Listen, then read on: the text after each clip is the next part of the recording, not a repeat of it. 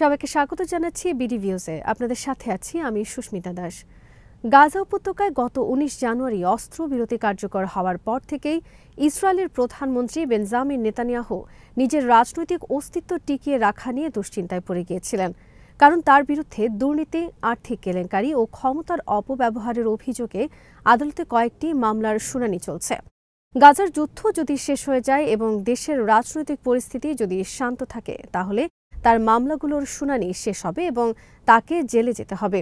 এই আতঙ্ক থেকে নেতানিয়াহু নানা অজুহাতে বারবার শান্তি আলোচনা বানচাল করে যুদ্ধের পথ বেছে নিয়েছেন। এবার মার্কিন চাপে বাধ্য হয়ে শান্তি চুক্তি স্বাক্ষর করলেও তিনি সুযোগের অপেক্ষায় ছিলেন যুদ্ধ আবার শুরু করার। শেষ পর্যন্ত তিনি হামাসের বিরুদ্ধে অস্ত্রবিরতি চুক্তি ভঙ্গের অভিযোগ এনে গাজায় নির্বিচার হামলা ও গণহত্যা শুরু করেছেন। একই সাথে তিনি হামাসের ৭ অক্টোবরের হামলা প্রতিরোধে ব্যর্থতার অভিযোগ এনে অভ্যন্তরীণ নিরাপত্তা সংস্থা শিন বেতের প্রধান রোনেন বারকে বরখাস্ত করেছেন। সংবাদমাধ্যম মিডল ইস্ট আইয়ের বিশ্লেষণের ভিত্তিতে বিস্তারিত থাকছে মোতালেব জামালির প্রতিবেদনে।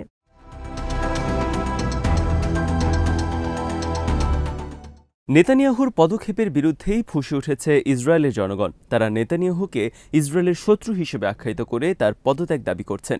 ইসরায়েলের ক্ষমতার এই লড়াইয়ে ডামাডোলে গাজার ফিলিস্তিনিদের উপর নতুন করে গণহত্যা শুরু করার বিষয়টি চাপা পড়ে যাচ্ছে।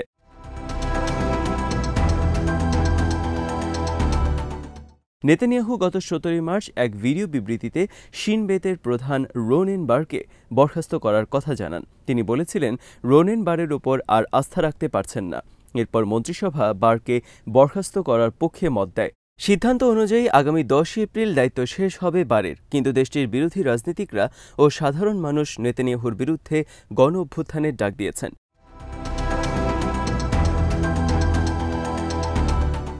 তারা বলছেন, নেতানিয়াহু তার নিজের ও তার কয়েকজন ঘনিষ্ঠ সহযোগীর আর্থিক কেলেঙ্কারির ঘটনা ধামাচাপা দিতেই গাজার যুদ্ধ আবারও শুরু ও শিন বেতের প্রধানকে বরখাস্ত করেছেন।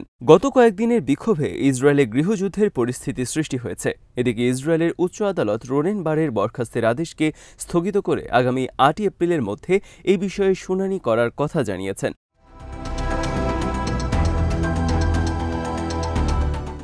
বরখাস্তের কারণ হিসেবে সামনে টেনে আনা হচ্ছে ইসরায়েলে হামাসের ৭ অক্টোবরের হামলার পরিকল্পনা সম্পর্কে আগাম কোনো তথ্য না পাওয়া বা এই হামলা প্রতিহত করতে শিন বেতের ব্যর্থ হওয়ার বিষয়টিকে।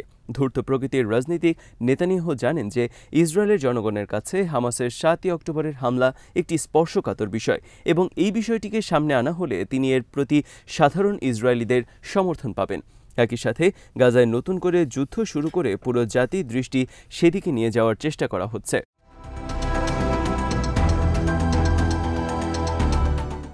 ইসরায়েলের সংবাদ মাধ্যম মারিফ তাদের এক প্রতিবেদনে জানিয়েছে, নেতানিয়াহু হামাসের বিরুদ্ধে অস্ত্রবিরতি চুক্তি ভঙ্গ করার যে অভিযোগ এনেছে তা মোটেও সত্য নয়, বরং নেতানিয়াহুই অস্ত্রবিরতি চুক্তি লঙ্ঘন করে গাজায় আবার হামলা শুরু করেছে।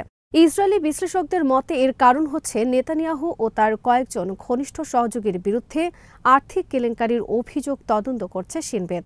সংস্থাটি নেতানিয়াহুর বিরুদ্ধেও ঘুষ গ্রহণ, দুর্নীতি ও ক্ষমতার অপব্যবহার সহ কয়েকটি মামলার তদন্ত করছে।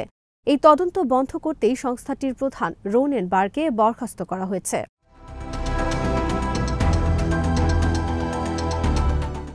গাজায় যুদ্ধবিরতি আলোচনা চলাকালে নেতানিয়াহুর কয়েকজন ঘনিষ্ঠ সহযোগীর বিরুদ্ধে আলোচনায় মধ্যস্থতাকারী দেশ কাতারের কাছ থেকে মোটা অঙ্কের উৎকোচ নেয়ার অভিযোগ রয়েছে।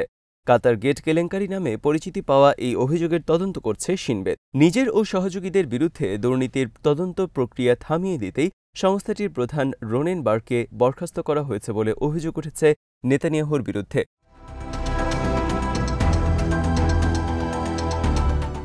তার এই দুটি পদক্ষেপ ইসরায়েলের জনগণের মধ্যে ক্ষোভের সৃষ্টি করে। রাজপথে নেমে আসে হাজার হাজার মানুষ।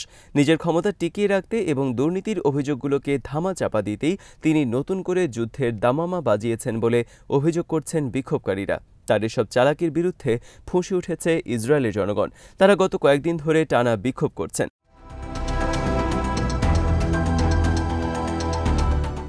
তবে নেতানিয়াহু আদৌ রোনেন বারকে বরখাস্ত করতে পারবেন কিনা তা অনিশ্চিত।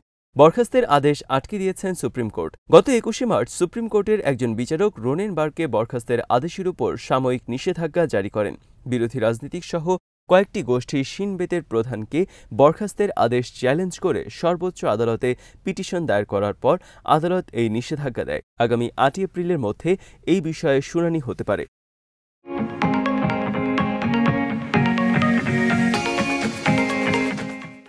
ইসরায়েলি প্রধানমন্ত্রী বেঞ্জামিন নেতানিয়াহু পশ্চিমা বিশ্বে উগ্রপন্থী ও ইসলাম বিদ্বেষীদের উত্থানের বিষয়টিকে নিজের স্বার্থ হাসিলের জন্য কাজে লাগাচ্ছেন।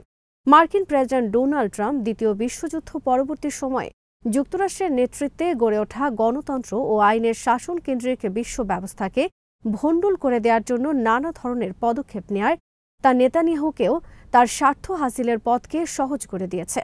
ট্রাম্প দ্বিতীয় বিশ্বযুদ্ধের পর গঠন করা বিশ্ব সংস্থা, জাতীয় সংঘ ও আন্তর্জাতিক অপরাধ আদালতের মতো সংস্থাগুলোকে অকার্যকর করে ফেলার চেষ্টা করছেন।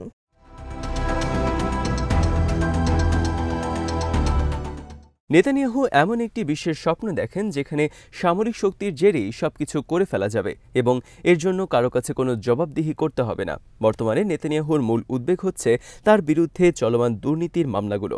এসব মামলা চূড়ান্ত পর্যায়ে গেলে তা কেবল তার প্রধানমন্ত্রিত্ব নয়, তার দীর্ঘদিনের রাজনৈতিক ক্যারিয়ারকেও শেষ করে দিতে পারে। সেজন্যই তিনি ইসরায়েলের উগ্রপন্থী রাজনৈতিক নেতাদেরকে সাথে নিয়ে বারবার গাজার যুদ্ধকে দীর্ঘমেয়াদী করার অপচেষ্টায় লিপ্ত হন।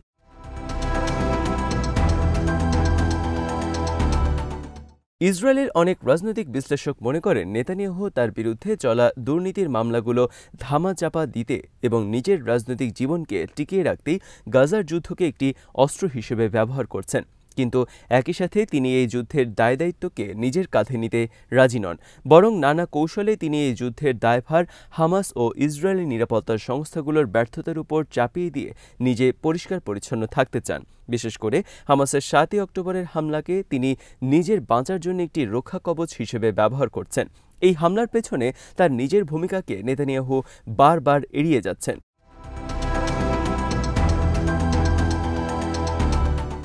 ইসরায়েলে মানবাধিকার বলতে কিছু নেই। সেখানে এই বিষয়টি নীতি বা আদর্শের কোনো সংজ্ঞার মধ্যে পড়ে না। এটি বরং ইহুদিবাদী কট্টরপন্থীদের ক্ষমতার দ্বন্দ্ব বা লড়াইয়ের বিষয় হয়ে দাঁড়িয়েছে। কিন্তু তাদের এই ক্ষমতার দ্বন্দ্বের পরিণতি ফিলিস্তিনি ও মধ্যপ্রাচ্যের মুসলমানদের জন্য মারাত্মক বিপর্যয় ডেকে আনতে পারে। খোদ ইসরায়েলের সামরিক বিশ্লেষকদের কেউ কেউ বলছেন যে নেতানিয়াহু আরও ২ বছর ক্ষমতায় টিকে থাকার জন্যই গাজার যুদ্ধকে দীর্ঘায়িত করছেন।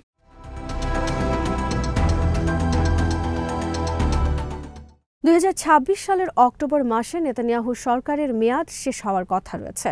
তাই এই সময়ের আগে যেন কোনো কারণে তাকে ক্ষমতা থেকে সরে যেতে না হয় তা নিশ্চিত করতেই তিনি গাজার যুদ্ধকে হাতিয়ার বানিয়ে বারবার ব্যবহার করছেন। কিন্তু এবার শিন বেত প্রধান রোনেন বারকে বরখাস্তের ইস্যুটি তাকে নতুন করে চাপের মধ্যে ফেলেছে।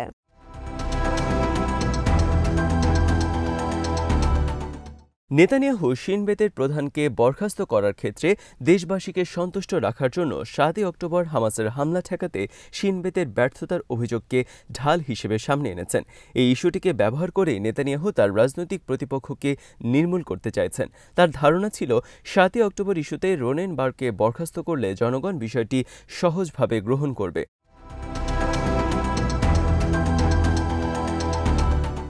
গত কয়েকদিন ধরে জেরুজালেম ও তেল আবিবের রাজপথ প্রকম্পিত হচ্ছে নেতানিয়াহু বিরোধী বিক্ষোভে। বিক্ষোভকারীরা নেতানিয়াহুকে দেশের শত্রু, জাতির শত্রু বলে আখ্যায়িত করছেন।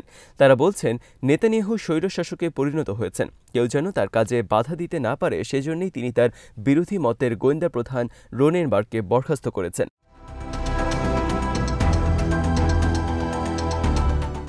গাজায় নতুন করে গণহত্যার কারণও একই সূত্রে গাঁথা। কিন্তু ফিলিস্তিনিদের জীবনকে নিজের বাঁচার উপায় হিসেবে ব্যবহার করে শেষ পর্যন্ত নেতানিয়াহু তার প্রধানমন্ত্রিত্ব ও রাজনৈতিক জীবনকে বাঁচাতে পারবেন বলে মনে করেন না ইসরায়েল ও মধ্যপ্রাচ্যের রাজনৈতিক বিশ্লেষকরা।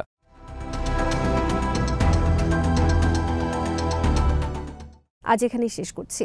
সবাই ভালো থাকুন, সুস্থ থাকুন আর দেখতে থাকুন বিডি ভিউজ। চ্যানেলটি ভালো লাগলে সাবস্ক্রাইব করুন, সংযুক্ত থাকুন আমাদের ফেসবুক পেজে।